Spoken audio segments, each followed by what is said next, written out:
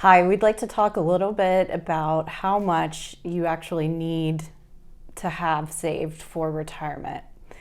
Doug, what's the magic number? I've heard people toss around numbers like you need at least $1 million to retire. How do you figure out what you actually need for your particular situation? Well, we're going to bring up a little chart that it makes it a simple illustration so people can calculate it on their own. But basically, the first thing is you need to look at the budget. Yeah, it's surprising how many of us out there don't know what we actually spend in a given year. Right. It's kind of scary because we've done enough financial planning. We know most people don't. So the easiest way to do it is really look at your checkbook and then look at the last 3 months. Most of us run everything through our checkbook.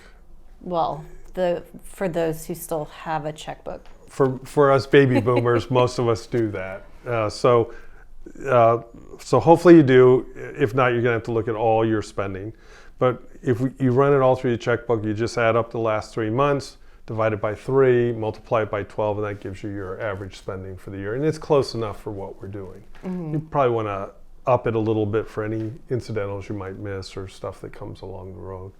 The other thing you should look at is what do you really need when you're retired. So a lot of times when you're working, you spend on stuff you don't need. For example, you don't need a new car every year. You know, you could probably go with a used car, keep it for 10 years, and that'll save you a lot of money. So you kind of look at those things and get a budget when you retire about what you'll need.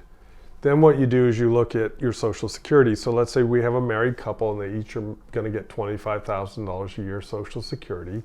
So you would say, let's say you need $100,000 and you get $50,000 in Social Security, $25,000 in each. That gives you a shortfall of $50,000. Now let's say you're one of the lucky people who have a pension plan that happens to be another $25,000, and now your shortfall is only $25,000 because you have a guaranteed income of $75,000. You take that $25,000, you divide it by 4.5%, and that number will be the bare minimum amount of money that you will need to make up that shortfall of $25,000. Now, inflation has been a big topic of conversation lately. So often if you're one of the lucky few who has a pension, often that number is pretty fixed. Correct. And so the problem with the calculation I just gave you, there's no inflation. So the historic inflation rate is 4.5% in the United States. So you kind of have to then multiply it out by, over the number of years. So for example, if you take 10 years times 4.5%, that's the total inflation rate over a 10-year period. And then you need to see, all right, 10 years from now, will you have enough money to meet that higher income at that time? So I really think you're going to need it much higher than what we just calculated earlier for the future inflation rate. And then you need to be invested in stuff that can keep up with inflation.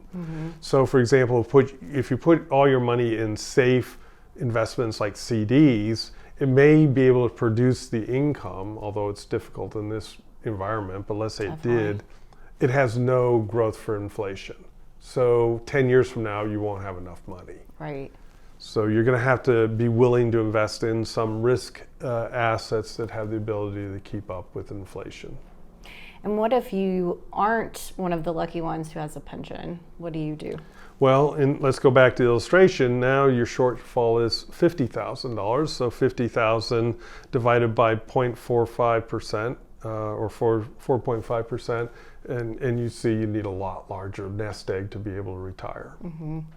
Of course, we have software here that helps us model that out for our clients so that they can really visualize how their money is going to grow and what their cash flow will look like over the course of their lives. Right. What I'm showing right now is just a simple version. It's not concrete. It just gives you an idea, where ours is much more complex and will give a better understanding of where they're at.